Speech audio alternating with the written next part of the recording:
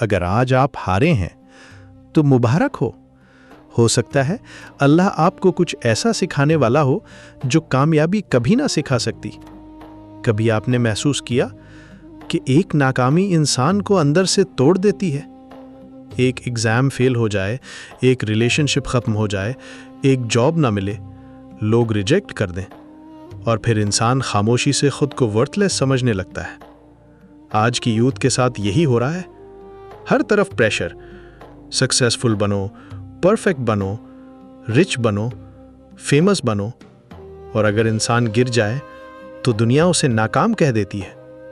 لیکن شاید جسے تم اپنی تباہی سمجھ رہے ہو وہی تمہاری اصل تعمیر ہو، کیونکہ ہر ہار اللہ کی ناراضی نہیں ہوتی، بعض اوقات ہار اللہ کی طرف سے ڈائریکشن چینج ہوتی ہے۔ اور آج ہم جانیں گے ناکامی اتنی تکلیف کیوں دیتی ہے، اللہ آزمائش کیوں دیتا ہے، قرآن شکست کے بارے میں کیا کہتا ہے، صوفیہ ناکامی کو کیسے دیکھتے تھے، اور کیا واقعی ٹوٹا ہوا انسان اللہ کے زیادہ قریب ہوتا ہے۔ آخر تک ہمارے ساتھ رہیے۔ آج ایک بہت خطرناک چیز ہماری یوتھ کے ساتھ ہو رہی ہے۔ اگر کوئی انسان ناکام ہو جاتا ہے، عارضی طور پر کسی ناکامی کا سامنا کر لیتا ہے، تو وہ اس ناکامی کو اپنے اوپر اتنا حاوی کر لیتا ہے کہ ڈپریشن میں چلا جاتا ہے، اور بعض اوقات انسان سوسائڈ تک پہنچ جاتا ہے۔ کیوں؟ کیونکہ ہم نے کامیابی کو اپنی ویلیو بنا لیا ہے۔ ہم نے یہ مان لیا ہے کہ اگر ہم کامیاب ہیں تو ہم ویلیوبل ہیں، اور اگر ہم ناکام ہو گئے تو ہماری کوئی حقیقت نہیں۔ حالانکہ حقیقت یہ نہیں، حقیقت یہ ہے کہ کامیابی بھی اللہ کی طرف سے ہے اور ناکامی بھی اللہ کی طرف سے۔ ہمارا کام صرف محنت کرنا ہے، نتیجہ دینا اللہ کا کام ہے، وہ چاہے ظاہری کامیابی دے یا ظاہری ناکامی، کیونکہ اللہ سے بڑھ کر کوئی ہمارے لیے بہترین فیصلہ نہیں کر سکتا۔ کبھی کبھی جس چیز کو ہم فیلئر سمجھ رہے ہوتے ہیں وہی چیز ہمیں کسی بڑی تباہی سے بچا رہی ہوتی ہے۔ اس لیے ہمیں چاہیے کہ ہم اپنی محنت جاری رکھیں، خود کو لوگوں کے رزلٹ سے کمپیئر نہ کریں، اور اپنا رزلٹ اللہ کے حوالے کر دیں۔ اللہ فرماتا ہے وَأَن لَيْسَ لِلْإِنسَانِ إِلَّا مَا سَعَى، اور انسان کے لیے وہی ہے جس کی اس نے کوشش کی۔ یعنی اللہ انسان کی کوشش دیکھتا ہے، صرف رزلٹ نہیں۔ انسان صرف ہار سے نہیں ٹوٹتا، وہ اس خیال سے ٹوٹتا ہے کہ اب میری کوئی ویلیو نہیں رہی۔ آج سوشل میڈیا نے ہر انسان کو کمپیریزن میں ڈال دیا ہے۔ کوئی 20 سال میں ملینئر ہے، کوئی فیمس ہے، کوئی پرفیکٹ لائف دکھا رہا ہے، اور انسان اپنی خاموش جنگیں دیکھ کر سوچتا ہے میں سب سے پیچھے رہ گیا۔ لیکن حقیقت یہ ہے ہر چمکتی ہوئی زندگی پرسکون نہیں ہوتی، اور ہر ہارا ہوا انسان تباہ نہیں ہوتا۔ واصف علی واصف فرماتے تھے پریشانی حالات سے نہیں خیالات سے آتی ہے۔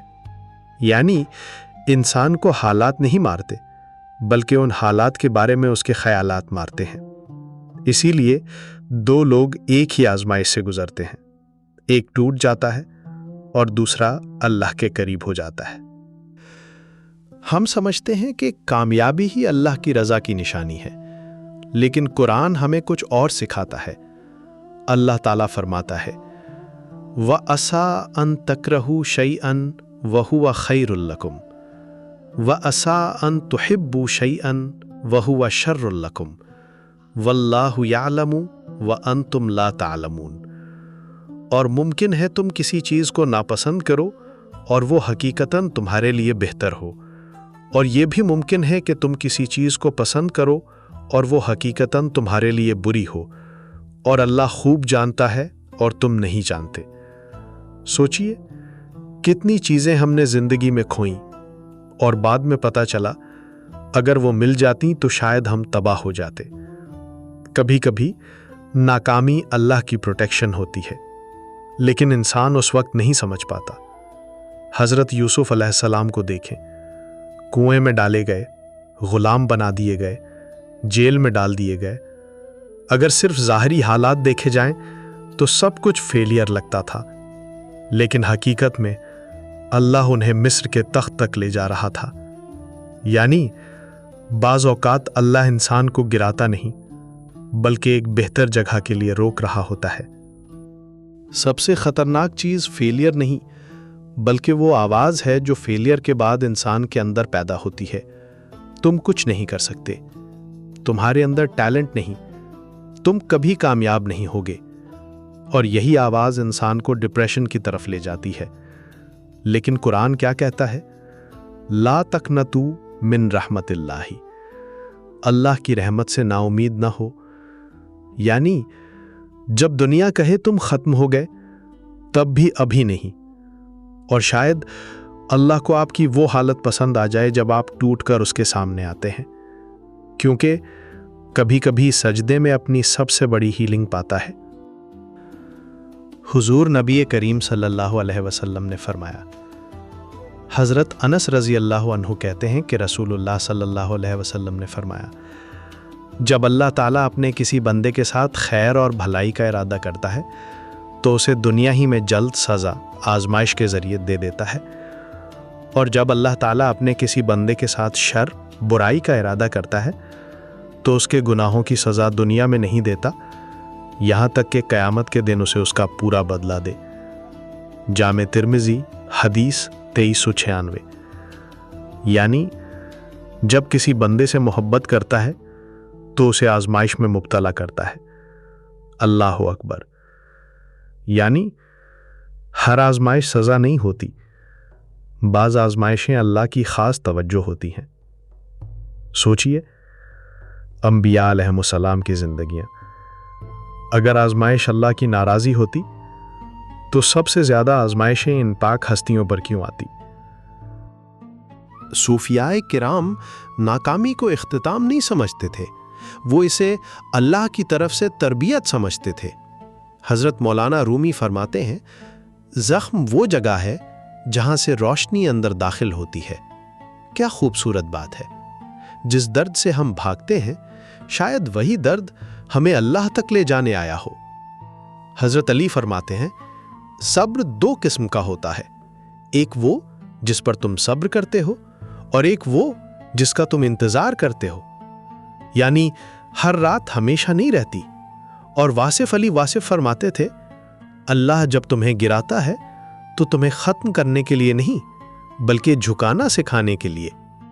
اگر آج آپ فیل ہو گئے ہیں، لوگ چھوڑ گئے ہیں، کوئی سمجھ نہیں رہا، دل ٹوٹ چکا ہے، تو یہ مت سوچیں کہ اللہ نے آپ کو چھوڑ دیا ہے۔